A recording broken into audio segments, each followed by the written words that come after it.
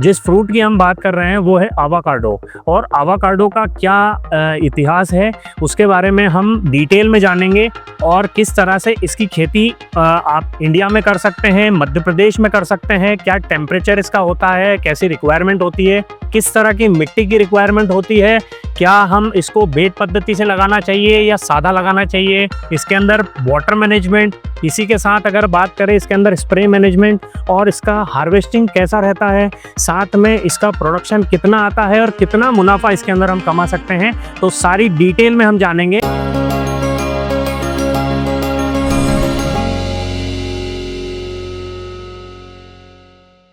इसी के साथ आपको मैं मिलवाने जा रहा हूं जो कि आवाकाडो के बादशाह हैं, जो कि इस फील्ड में इनका एक बहुत अच्छा अनुभव रहा है और इनकी पीछे का जो स्टोरी है वो बहुत इंटरेस्टिंग होने वाला है। तो आज मिलाने लाया हूं आपको हर्षित जी गोदा से।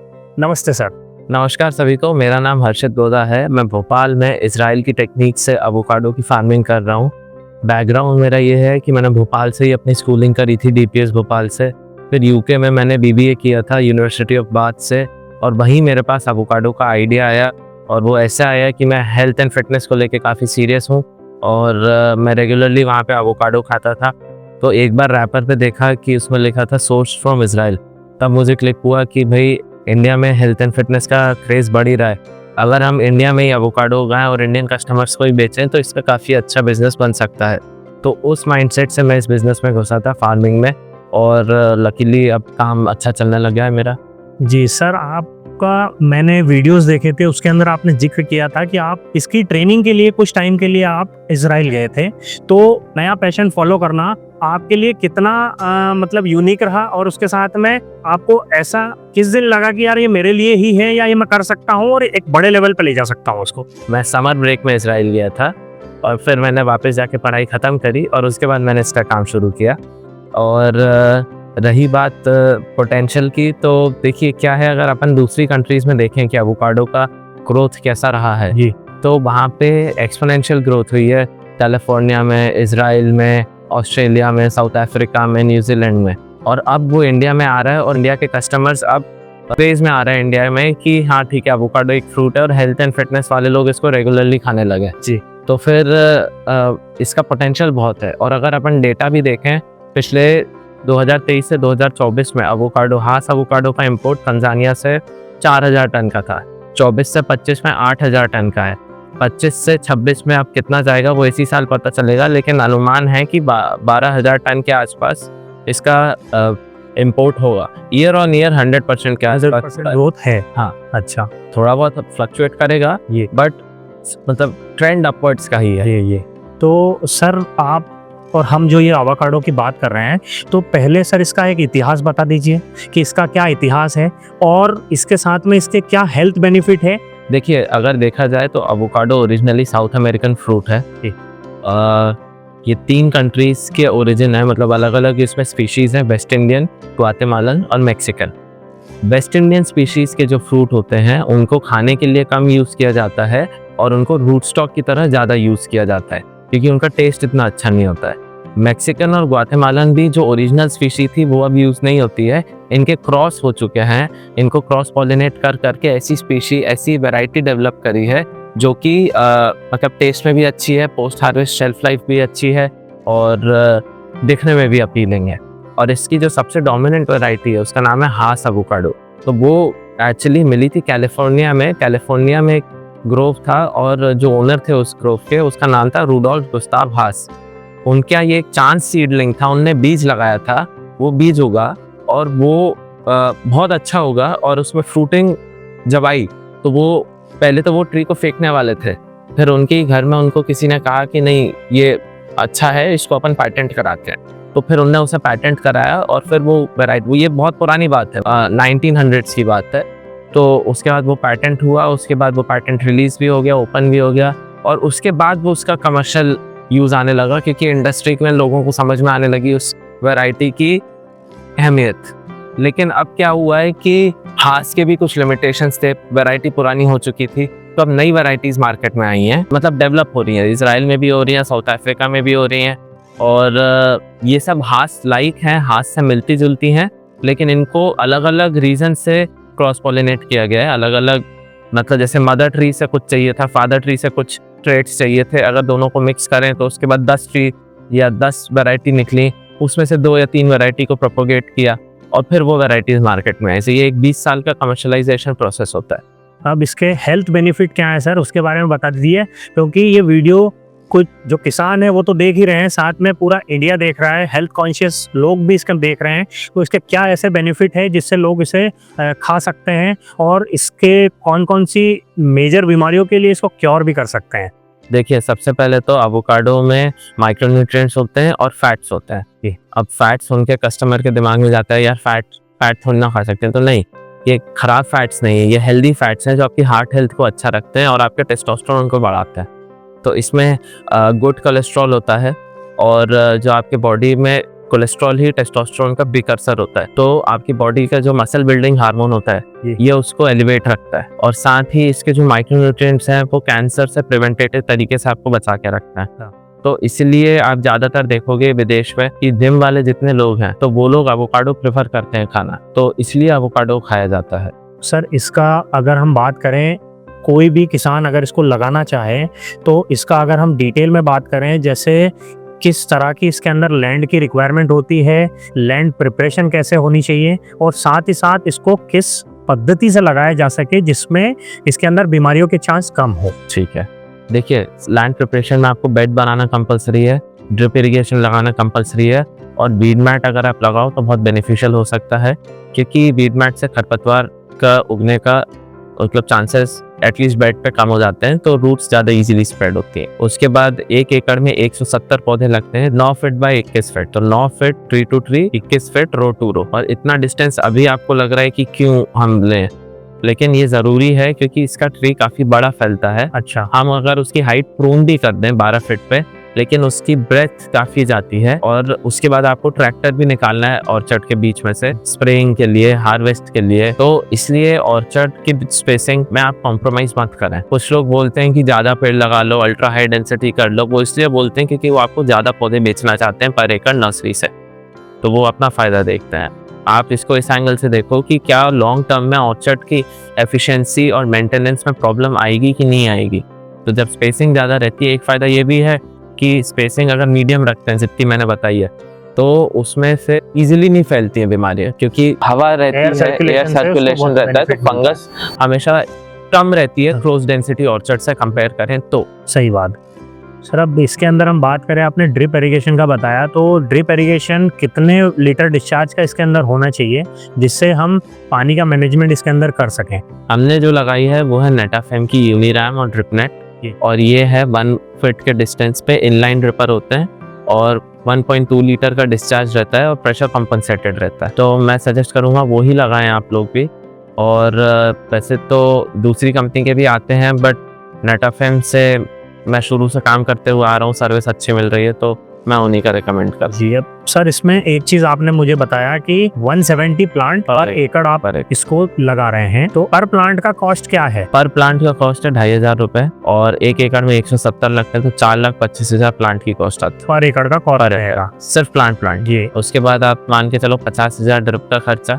ड्रिप का मैं एक बॉल पार्क फिगर बता रहा हूँ, क्योंकि ड्रिप में पहला एकड़ महंगा बनता है सेटअप वेटअप की वजह से, सब्सिक्वेंट एकड़ सस्ते होते जाता है। और उसके बाद बेड बनाने का खर्चा 20,000, जी, तो लगभग 5 लाख में आपका फिक्स कॉस्ट है, और जो ट्रांसपोर्ट का रहेगा वो अलग। तो जो आसपास के लोग हैं उनका ट्रांसपोर्ट सस्ता पड़ता है, जो दूर हैं जैसे कोई अरुणाचल में है या कोई कोडाईकनाल में है तो उनको थोड़ा सा महंगा पड़ता है। हमारे एक ट्रांसपोर्टर जिनको मैं रिकमेंड करता हूँ, जगतार जी, वो डायरेक्ट कोटेशन भेजते हैं कस्टमर को, कस्टमर उनको पेमेंट करता है, और फिर वो हमारे यहाँ से प्लांट से यहाँ पे गाड़ी भेज देते हैं, डिस्पैच होता है। ये बात अलग है कि हम उस गाड़ी का इंश्योरेंस कराते हैं अब से, तो उससे फिर मतलब सेफ्टी रहती है, कस्टमर को भी टेंशन फ्री, ट्रांसपोर्टर भी टेंशन फ्री, हम भी टेंशन फ्री। सर इसके अंदर कितनी सारी वैरायटीज आती हैं, और कौन सी वैरायटी जो है हमारे यहाँ पे सूटेबल है, जिसका प्रोडक्शन अच्छा है? इसके अंदर बीमारियां जो हैं हमें एक लिमिटेड दिखती है, जिसके जड़ों के अंदर कुछ हमें फंगस टाइप का समस्या नहीं देखने को मिलती, और इजीली मैनेजेबल वैरायटी है, जिसको यहाँ पे इंडिया में रेट वाइज देखें तो भी पसंद करेंगे, और प्रोडक्शन से देखें तो भी पसंद करेंगे, और हेल्थ बेनिफिट भी है। देखिए, मेरे पास 7 वैरायटीज़ हैं, मैं 7 वैरायटीज़ पे काम कर रहा हूँ जी, ठीक। सबका थोड़ा थोड़ा डिफरेंट हैं और सबकी रिक्वायरमेंट्स, क्लाइमेट रिक्वायरमेंट्स थोड़ी थोड़ी अलग हैं जी। अब जैसे देखा जाए तो हास जो सबसे डोमिनेंट वैरायटी है, it's a black skin variety, वो एमपी, पंजाब, गुजरात, महाराष्ट्र इन सब एरियाज में नहीं चलेगी। ये वो चलती है या तो साउथ इंडिया के कॉफी एस्टेट्स में या नॉर्थ ईस्ट इंडिया में। ये ठीक, क्योंकि वो 35 से ऊपर टेम्परेचर में यील्ड अच्छी नहीं देती। पौधा तो उग जाएगा आपका लेकिन यील्ड नहीं आएगी। फिर लैम्बास है, तो Lamb Hass is also black skin variety. इसको हाथ से ही डेवलप किया गया है और ये 40 to 43 तक के तो टॉलरेट कर ही लेती है। मेरी फील्ड पे नेक्स्ट ईयर मुझे पता चल जाएगा कि ये 46 भी टॉलरेट कर पा रही है कि नहीं। तो आपके पास अभी सातों वैरायटीज जो है आपके फील्ड पे लगी हुई है। फिर हम बात करेंगे पिंकरटन की। पिंकरटन बहुत सुंदर वैरायटी है, टेस्ट में भी अच्छी है, ग्रीन कलर की होती है, शेप बड़ा रहता है, 250 ग्राम तक का भी, 300 ग्राम तक का भी फ्रूट निकलता है इसमें से। और मतलब आपके दिमाग में जब एवोकाडो की पिक्चर आती है ना, फोटो, तो वो पिंकरटन की ही आएगी सबसे पहले। अच्छी। तो Pinkerton is a wonderful variety. 46 degree temperature तक भी कोई प्रॉब्लम नहीं आती। हमारी फील्ड पे 1.5 साल में फ्रूटिंग आ गई थी पिंकरटन में। कमर्शियल हार्वेस्ट नहीं था लेकिन इतना था कि हमें पता है कि Pinkerton is working very fine. Taste भी अच्छा, हेल्थ बेनिफिट्स भी सब, ऑयल कंटेंट भी हाई, तो पिंकरटन हो गई। फिर हम बात करेंगे एटिंगर की। एटिंगर सारे टाइप ए वैरायटीज को पॉलिनेट करती है। आपको 11% फील्ड में सेंटर पे 2 रोज में लगाना ही पड़ेगा एटिंगर। सर क्या रीजन है उसका? क्योंकि मधुमक्खी जब एटिंगर के फीमेल फ्लावर पे बैठती है और टाइप ए के हास के मेल फ्लावर पे बैठती है, तो वो हास के जो यील्ड है उसको काफी बढ़ा देती है। 30% 20% यील्ड बढ़ जाती है। तो ये कंपलसरी होता है? तो मैं सजेस्ट करूंगा कि आप एटिंगर ही लगाओ। और देखा जाए ना तो क्रॉस पॉलिनेटेड फ्रूट डंडी पे ज़्यादा स्ट्रॉन्ग रहता है, मतलब ज़्यादा टाइम तक टिका रह सकता है। अच्छा हाँ, क्रॉस पॉलिनेटेड फ्रूट। फिर हम बात करेंगे रीड की। तो रीड एक गोल शेप का एवोकाडो होता है, बॉल शेप का, काफ़ी बड़ा होता है साइज में, 400-500 ग्राम तक का भी जा सकता है। अच्छा, लेकिन और टेस्ट बहुत अच्छा है उसका। ये लेकिन प्रॉब्लम यही है रीड में कि वो गोल है ना, तो शायद डायरेक्ट कस्टमर उसे ना प्रेफर करे, वो शायद जाए होटल चेन्स में, B2B में, जो लोग इसका गुआकामोली बनाना चाहते हैं या होटल चेन्स में या कैफेज में, वहाँ पे रीड अच्छा जाएगा जी। उसके बाद बात करेंगे हास ई और हास एन। अच्छा, ये 2 ब्लैक स्किन वैरायटीज है मेरे पास जो नई आई हैं।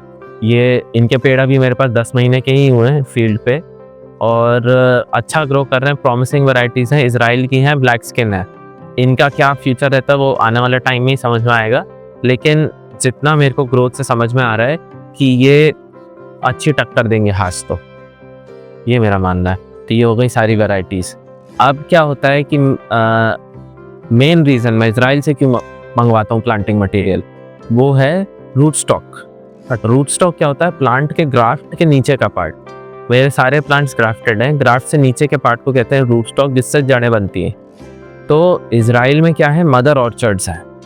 अब मदर ऑर्चर्ड्स में रूट स्टॉक की वैरायटीज़ जो हैं, जैसे डेगनिया, आशदोद, ज़िफ्रेन, फेयरचाइल्ड, ये सब लगाई जाती हैं और इनके सीड फिर नर्सरी ओनर्स को मिलते हैं और फिर नर्सरी ओनर्स या तो वो सीड सेल करते हैं या उससे प्लांट्स बनाते हैं, इजराइल में या अब्रॉड। हर रूट स्टॉक की अलग अलग स्पेशलिटी है। और मैंने जैसा कि आपको बताया था कि ये वेस्ट इंडियन रेस के वैरायटीज़ को यूजुअली रूट स्टॉक के लिए यूज़ किया जाता है, तो सारे ये root stock West Indian race के हैं और ये अल्कलाइन सॉइल्स में भी टॉलरेट कर लेते हैं। जनरली एवोकाडो अल्कलाइन सॉइल्स में नहीं चलेगा, लेकिन वेस्ट इंडियन रेस के इजरायली सिलेक्शन के जो रूट स्टॉक्स हैं वो अल्कलाइन सॉइल्स में चलेंगे बहुत अच्छे से। मतलब उनको उस तरीके से डेवलप किया गया है ताकि वो, इजराइल में प्रॉब्लम क्या थी कि उनका सारा पानी रिसाइकल्ड है, तो पानी में अल्कलिनिटी ज़्यादा थी, है ना। अब उनको उस कंस्ट्रेंट के हिसाब से अगर पौधा उगाना है और यील्ड चाहिए, तो उनने ऐसी वैरायटीज सेलेक्ट करी और डेवलप करी तो उनके क्लाइमेट में अच्छा वर्क करे। तो वही क्लाइमेट अपने यहाँ भी है काफ़ी सिमिलर, और हमारे यहाँ इनफैक्ट उन रूट स्टॉक की परफॉर्मेंस इजराइल से भी ज़्यादा अच्छी आ रही है। अच्छा हाँ, तो इसलिए इजराइल के रूट स्टॉक्स यूज़ करता हूँ। अब जैसे देखा जाए तो आशदोद और डेगनिया इंडस्ट्री के लीडिंग रूट स्टॉक्स हैं। आशदोद 17 एंड डेगनिया 117। तो ये 6.5 से 7.5-8 तक का भी पीएच टॉलरेट कर लेते हैं, बहुत हाई यील्ड देते हैं और बहुत फास्ट ग्रोथ होता है अगर आप फर्टिलाइज़र अच्छे से दें तो। उसके बाद बात होती है आपकी ज़िफ्रेन 99 की। तो ये लाइट एंड मीडियम सॉइल्स के लिए अच्छा है, ये भी वेस्ट इंडियन रेस है और ये पीएच ये भी 6.5, 7, 8 तक का टॉलरेट कर लेता है, लेकिन लाइट सॉइल्स में इसी को रिकमेंड किया जाता है। तो मैं उन कस्टमर के लिए डिफरेंट 99 रिजर्व रखता हूँ जिनके सॉइल्स लाइट है। फिर हम बात करेंगे देगनिया 189 की। ये देगनिया किबुत्स का ही एक दूसरा रूट स्टॉक था जो वर्टिसिलियम विल्ट से बचाता है। तो ये देगनिया 189 की स्पेशलिटी थी। फिर हम बात करेंगे फेयरचाइल्ड की। तो फेयरचाइल्ड जो है ये बहुत एक्सट्रीमली हाई अल्कलाइन सॉइल्स में भी वर्क कर जाता है और ये बहुत विगरस ग्रोथ देता है। तो विगरस ग्रोथ एक तरह पे अर्ली ऑर्चर्ड में अच्छी भी है कि आपको जल्दी बड़ा ट्री मिल जाएगा, लेकिन एक उसका ड्रॉबैक ये भी है कि वो फिर आगे जाके आपको उसको प्रून ज़्यादा करना पड़ेगा। तो ड्रॉबैक्स और बेनिफिट्स सारे रूट स्टॉक के हैं। तो ये हो गए रूट स्टॉक्स जी। और रूट स्टॉक और वैरायटी का सिलेक्शन आपके क्लाइमेट और सॉइल टाइप के हिसाब से किया जाता है। रूट स्टॉक का सिलेक्शन आपका जो है ये सॉइल टाइप के बेसिस पे होगा और वैरायटी का सिलेक्शन क्लाइमेट के बेसिस पे होगा। और सॉइल में हम 3 चीज़ें टेस्ट करते हैं, सॉइल सैलिनिटी, सॉइल फर्टिलिटी और soil texture. Soil salinity test करने के लिए EC, pH और सोडियम एब्जॉर्प्शन रेशियो चेक किया जाता है।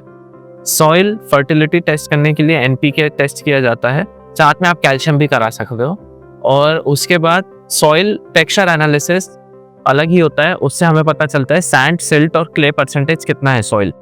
तो जब कस्टमर्स हमें ये सॉइल टेस्ट करा के सॉइल टेस्ट के साथ या तो हमारे पास आए या हमें सॉइल टेस्ट भेजें, तब हम बता पाएंगे कि हाँ ठीक है ये रूट स्टॉक आप क्या सूटेबल है।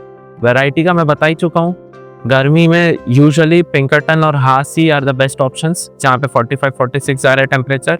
उससे अगर थोड़ी कम रहती है तो लैम्बास और उससे और कम रहती है तो हास। तो मेनली अगर हम बात करें तो मध्य प्रदेश में हास और पिंकरटन, हास ई और पिंकरटन। अच्छा, ये दोनों, क्योंकि एमपी का टेम्परेचर आपको पता है, यहाँ का टेम्परेचर लगभग 46-45 के अराउंड रहता है, तो यहाँ पे ये 2 वैरायटी मेनली सजेस्टेड मेरे हिसाब से रहेगी। सर इसका हार्वेस्टिंग जो है वो फर्स्ट हार्वेस्टिंग कितने दिन में आता है सर इसका, और कितना आता है? देखिए फर्स्ट हार्वेस्ट तो आपका 1.5-2 साल में ही आ जाएगा अगर आपने फर्टिलाइजर अच्छे से दिया है तो, लेकिन वो कमर्शियल हार्वेस्ट नहीं रहेगा। इतना रहेगा कि आप दोस्तों और रिश्तेदारों में बांट पाओगे, लेकिन आप बेच नहीं पाओगे, इतना ज़्यादा नहीं रहेगा जी। कमर्शियल हार्वेस्ट को 3 साल लगते हैं। 3 साल में कमर्शियल 3 साल में स्टार्ट शुरू हो जाएगी। तीसरे साल आपको हो सकता है पर एकड़ 3-4 टन मिले। चौथे साल थोड़ा सा कम रहेगा क्योंकि ऑल्टरनेट बेयरिंग रहती है। फिर 5वें साल वो बढ़ के 8-10 टन भी जा सकता है सर। और फिर वो ऐसा रहता है, एवोकाडो ऑल्टरनेट बेयरिंग होता है, तो 1 साल 10 टन, 1 साल 2 टन ऐसा आता रहेगा। स्पेशली पिंकरटन का बता रहा हूँ मैं, अगर अपन उसको एग्जाम्पल लेके चलें तो 12 टन को अगर अपन 2 से डिवाइड करें, हाँ, तो 6 टन पर एकड़ 2 ईयर एवरेज बता रहा हूँ, है ना। 6 टन अगर अपन 2 ईयर एवरेज माने, 6 टन पर एकड़ होता है। अब अगर अपन 6 टन जो मार्केट में होलसेल रेट चल रहा है वो 200 रुपये है, तो 12 लाख रुपए एकड़ होता है। लेकिन आपका सारा फ्रूट अच्छी क्वालिटी का नहीं रहेगा, किसी में फ्रूट फ्लाई लगेगा, किसी में फंगस लगेगा, एंथ्रेक्नोज, या किसी में कुछ और लगेगा, तो आप 2 लाख रुपए अपने खर्चे के काट लो उसमें से, तो 9.5 से 10 लाख रुपए नेट आप इससे कमा सकते हो, मेरा ये मानना है जी। अब सर इसका जो पीक हार्वेस्टिंग आपने बताया कि 6 से 10 के लगभग अराउंड होता है, तो इसमें प्लांट की लाइफ कितनी है और इसमें एक टाइम के बाद पर ईयर का मेंटेनेंस कितना लगता है? प्लांट की लाइफ तो देखिए ये आम के पेड़ की तरह है, 40-50 साल भी उग सकता है, कोई दिक्कत नहीं आएगी। आपको बस इसका मेंटेनेंस अच्छा रखना है, टाइम टू टाइम प्रून करना है, डेली फर्टिलाइज करना है, तो 40-50 साल चलेगा। सर इसका ईयरली मेंटेनेंस जो है, ईयरली मेंटेनेंस देखा जाए तो 50-60 हज़ार रुपये पर एकड़ आएगी। टाफ की बात नहीं कर रहा हूँ, नहीं है ना, लेकिन आपका फर्टिलाइजर, इंसेक्टिसाइड, पेस्टिसाइड या कुछ छोटी मोटी चीज़ें जो जैसे पाइपलाइन फूट गई तो उसको ठीक करो, वो सब। अच्छा, तो लगभग 50,000 के अराउंड ईयरली मेंटेनेंस आपका पर एकड़ रहेगा। हाँ, ये रही एवोकाडो की पूरी जानकारी। और इसके अलावा जो किसान भाई अब वीडियो देखने के बाद ये सोच रहे हैं कि अगर हमको एवोकाडो की फार्मिंग करना है तो इसकी डिटेल कहाँ मिलेगी और किस तरह की जानकारी आपको चाहिए किसी भी प्रकार की, तो उसकी डिटेल जानकारी अगर आपको रिक्वायरमेंट है तो उसके लिए हर्षित जी आपको बताएंगे किस प्रोसेस से आपको गुजरना है। देखिए, सबसे पहले तो मैं आपको बताना चाहूँगा कि अगर आप मुझे विजिट करते हैं या मुझे कांटेक्ट करते हैं तो सॉइल टेस्ट के रिपोर्ट्स हमें सबसे पहले भेजिए। उसके बेसिस पे ही मैं सजेस्ट कर पाऊँगा कि आपका कौन सा रूट स्टॉक वर्क करे। उसके बाद अगर आप विजिट करते हैं तो 6268643227 पे हमें कांटेक्ट कर सकते हैं और आप साइट विजिट शेड्यूल कर सकते हैं। और अगर आपको ब्रोशर डाउनलोड करना है तो वो डिस्क्रिप्शन में नीचे मिल जाएगा, और जानकारी के लिए आप indo-israelavocado.com पे जा सकते हैं। धन्यवाद।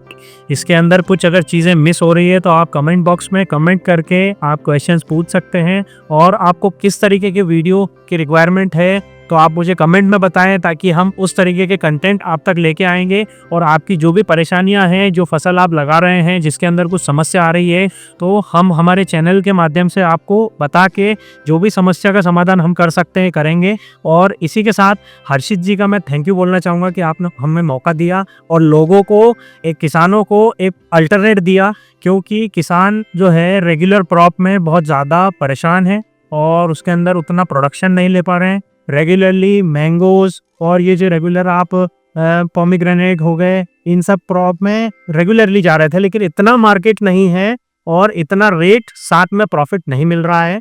तो ये जानकारी देने के लिए आपका बहुत बहुत धन्यवाद सर, और चैनल को सब्सक्राइब करें, लाइक करें, शेयर करें। धन्यवाद। नमस्ते सर।